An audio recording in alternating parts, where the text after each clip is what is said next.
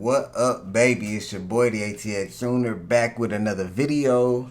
And I just wanted to check in one more time before the game. This is the big game. Not too many games going on this weekend that's worth watching for real. But this Oklahoma-Michigan game, man, this is the one. So I just wanted to give one final little take on, how I feel this might go. If you want to go into a deeper dive of how I truly feel, you can watch my last video. That'll be linked at the end of this video. But of course, man, if this is your first time watching, make sure you like, share, subscribe, do all those fun things. Help support the channel. And yeah, man, we just growing this one subscriber at a time. But yeah, let's get straight into it, man. So, how do I feel about this Michigan team? And I don't want to do any disrespect in here. I honestly feel like Michigan and Oklahoma are damn near twins when it comes to like the type of teams they are. Defensively led teams, very talented quarterbacks, offensive line question marks. So it can go either way. Like I said, I really feel like this game is going to be won by coaching. Who can out scheme the other?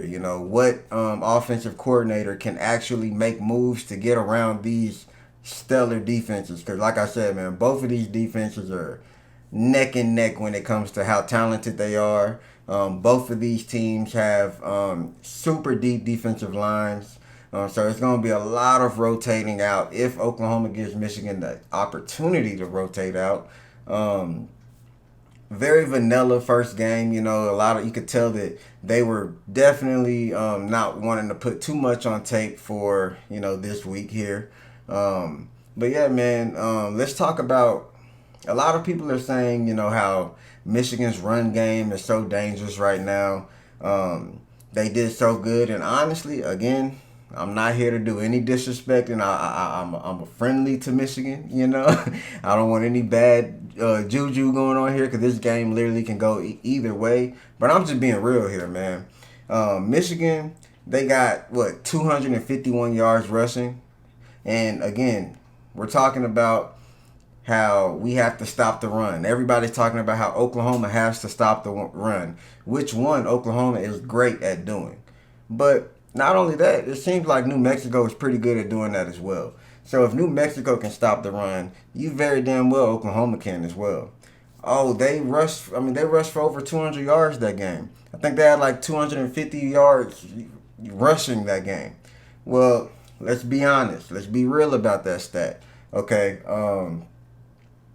Their running back, can't think of his name right now, Haynes. He went 16 for 159. Two of those rushes, out of those 16 rushes, equaled 115 yards. That means this dude averaged 3.14 yards. I did the math now. It's right here. I'm not, I got my cheat codes. Don't get me wrong. But this dude averaged 3.14 yards a carry if you take away those two big runs. All right, coulda, shoulda, woulda. Can you take away those two big runs? No, you can't. But you can damn sure look at that and realize New Mexico did a pretty good job at locking down that run.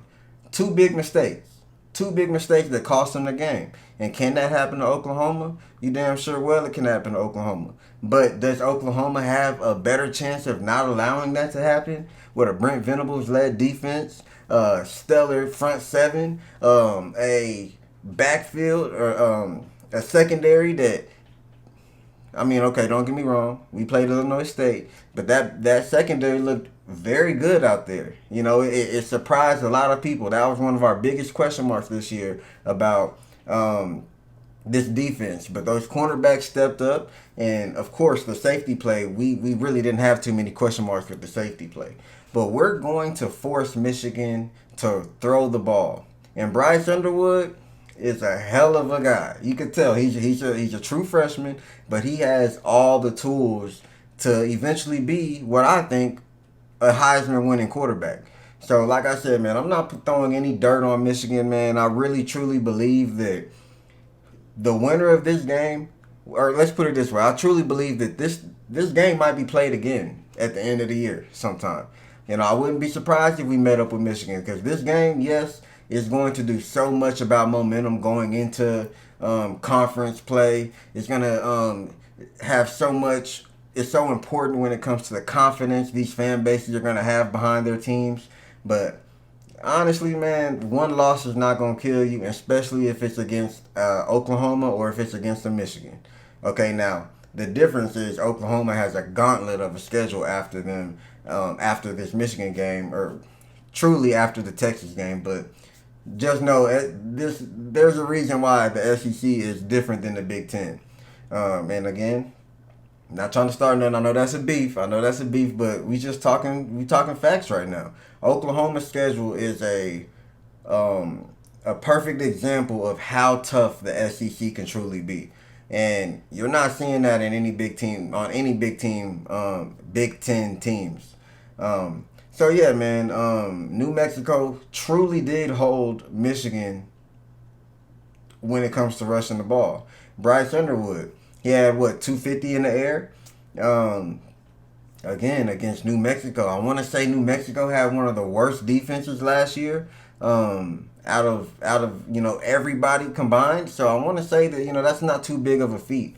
John Mateer, he almost ran threw the ball for 400 yards again against Illinois State. But mind you, Illinois State is a FCS team, but they're predicted to be in that playoff. So this is not just a little high school team that we're playing right here. This is a very talented team. But yeah, man, I truly do think that this game is going to be won by the coordinators on this team. As long as both teams can stay disciplined, as long as both teams can hold on to the ball, no turnovers. That's because that's a game killer right there. We know if that happens, everything's out the window. The team with the less turnovers is going to win 9 times out of 10. But I honestly don't think a lot of people are saying that if you win the rushing battle, you win the game. I don't think that's the case, man. I think it's going to be who can put the ball in the air. And New Mexico, I want to say, let me see, I got it pulled up here. New Mexico almost threw, they went 32 for 48 against Michigan. Michigan, that's another thing. That's a secondary that had a question mark. But I believe that you go into this Oklahoma game and you still have that question mark at Michigan secondary. You don't really have that with Oklahoma. So I can see that's why everybody's picking Oklahoma. And hey, don't get me wrong. If Oklahoma loses this game while everybody's picking Oklahoma to win this game, it's just going to be bad. And then on top of that, the whole SEC versus Big Ten thing, we got to be able to hold our own. We got to be able to put the SEC on our back and carry a dub back home. That's what I'm expecting. That's what the nation is expecting. 9 times out of 10, you're going to hear people pick Oklahoma. That's what the odds are expecting. And hey, I feel like we have the talent. We have the team that can do this year. Of course, I've been saying for the last 2 years, obviously, I thought Jackson Arnold would be our quarterback. But I've been saying 2025 is the year for Oklahoma. Now, don't get me wrong. When I said that the first year, I didn't know that we were going to jump into the SEC with a top 3 toughest schedule each year, But hey, that's just the cards we were dealt, and we got to play our hand. So what are we gonna do? Are we gonna, are we gonna turn into Nebraska, or are we gonna show these people? Are we gonna show this conference who Oklahoma is? And that's 100% what I expect. That's what our fan base expects. That's what that coaching staff expects. That's what the team expects. We expect to beat Oklahoma no matter where we are playing because we have everything you need to continue to be a major program, a major blue blood in this league. Let's get into tight end play. I mean, both tight ends went off. Kanak, what a surprise, right? Like we were. That was a question mark on offense. Like who's gonna step up at that tight end position? And Jaren Kanak freaking damn near had 100 yards in the air. Yeah, he had the fumble. He got to clean the fumble up. But I say he made up for that. And I don't expect to see that too much with that man. That man is a 100% athlete who is prepared for the next level. I don't care what anybody says. I think that Jaren Kanak is the perfect player for any NFL team just because they can move him around anywhere they need to. Do you need him to play defense? He can do that. Do you need him to play offense? He can do that. Like I said, he's like a Taysom Hill. Just don't expect him to throw the ball. Okay? But the battle is going to be the battle to win the game is going to be Bryce Underwood and John Mateer. Okay? You got a $12 million quarterback and you got a $1.5 million quarterback that is a Heisman hopeful this year. Who's going to step up? And we 100% expect John Mateer to step up. We talk about this is a big game for Bryce Underwood. This is his first start away. This is the biggest game of his life. Well, you better believe this is the biggest game of John Mateer's life as well. All right. So don't think that all the pressure's on Bryce Underwood. No, John Mateer got some pressure as well because he's playing for Oklahoma, baby, the Crimson and Cream, and it don't get no easier than that. The expectation does not get any higher than that because that's what we expect. That's the standard that we hold our team to, no matter who's at quarterback. But of course, I got Oklahoma coming out on top. I truly do believe that. I don't think that the running game is going to be too good this game, honestly. I know that both teams are going to do their best to establish the run because we know that Michigan, that's their whole identity is to run the ball. And I think Ben Arbuckle truly wants to run the ball as an offensive coordinator. So that's going to happen, okay? They're going to try to establish the run, both teams. And you best believe that those two defensive lines is not going to make it easy for them. That's why I don't have too much faith in this running game this week.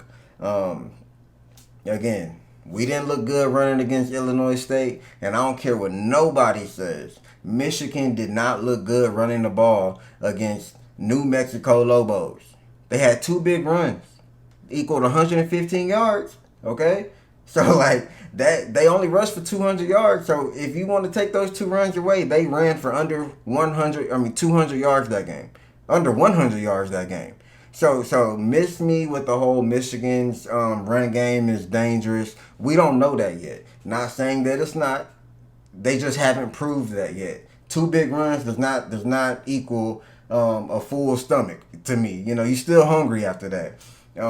But yeah, man, I got the score. I'm going to lock it in. I'm going to say the score is 21-31 Oklahoma. I do believe that we can beat this team by two scores, 10 or more. All right, home field advantage. We got to get the Palace rocking, okay? Jump, jump, jump. You know what Bob Stoops wants, and that's what we expect. If I could be there, I'll try to be the loudest person in the stands. Trust and believe me. But unfortunately, the pocketbook is not pocketbooking, okay? So, anyways, man, I don't want to bore y'all. I don't want to get, go too far. I can ramble forever when it comes to this game. But I just want to see it on tape. Like I said before, we didn't learn anything from that Illinois State game. I didn't expect us to learn anything. I just expected some things to be confirmed. And I think those things were confirmed, everything outside of the running game. All right. Our offensive line should be healthy this week. That's another thing. Our running game didn't look good last week, but guess what? We had three of five offensive linemen now. Those boys should be healthy this year, at least two of them. So I do expect a better running game, but man, I cannot stress enough.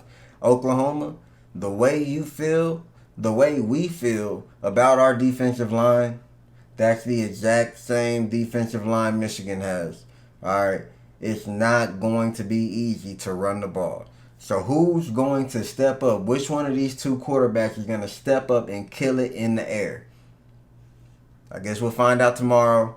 That's all I got for y'all, though, man. I appreciate y'all for tuning in. Again, make sure y'all like, share, subscribe. I'm back at it.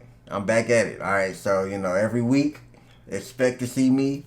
At least up until the end of the season. And man, I appreciate y'all for tuning in. Like always, positive message of the day. All right. So one thing that we all have an issue with is and I'm not sure if this is a positive message or not. It's just real. We all kind of have that issue with procrastination. Um, you might see my face just like this right in the dictionary, right next to the word procrastination. But I can't stress out enough how detrimental that aspect of us is. All right. There's things that, I'm going through personally that if it weren't for procrastination, things would be so much better. Things would be so much smoother. And, as adults or kids, even if you're a kid watching this, we got to be responsible. All right. And procrastination is the killer of responsibility in my eyes. So, get up, man. You know what you gotta do. You might be watching this video right now. I would tell you to turn it off, but don't turn it off yet. Put your headphones in and get your work done. Okay? Do what you gotta do. Because that's the only way you're gonna improve in life. Alright? But that's all I got for y'all, man. Again, I appreciate y'all. Like, share, subscribe. And I will see y'all after this Michigan game. I'm planning on doing, obviously, I'm gonna do we're gonna review the game once it's over, win, lose, whatever. We're gonna review the game, see what we did, what we could have did better. I'm thinking about doing a reaction to the highlights, so I might implement that in the content as well, and then off to next week, man. But yeah, again, I appreciate y'all, and y'all know why we gotta stop procrastinating. You know why John Mateer gotta put the ball in the air and show us that he is that Heisman guy that we all believe in. We know why that offensive line gotta step up, provide some push. Jaren Kanak might not need to block. Just being honest, he might not need to be the blocking guy, okay? But hey, stay out. Stay out wide. You're a wide receiver, Jaren Kanak. Anyways, okay. You know why we gotta do that. You know why we gotta be good. You know why we gotta be better. And it's because it's in our DNA. Baby. Bye.